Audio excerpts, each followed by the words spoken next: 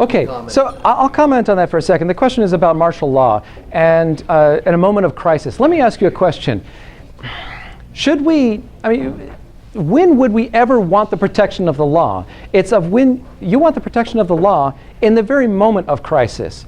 That's when it's most difficult to justify having this protection. That's exactly the time you need to make sure that that protection of natural individual rights is maintained. The reason for that is people get very passionate and they want justice done. Absolutely, let's get justice done.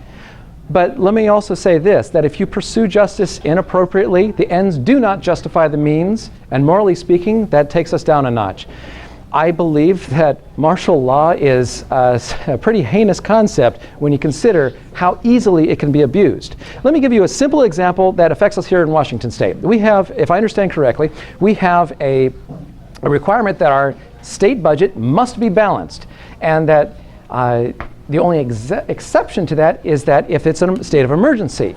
So when the legislature decided to declare an emergency to allow for the bonds for a stadium to go through, do you really think that was an emergency? No.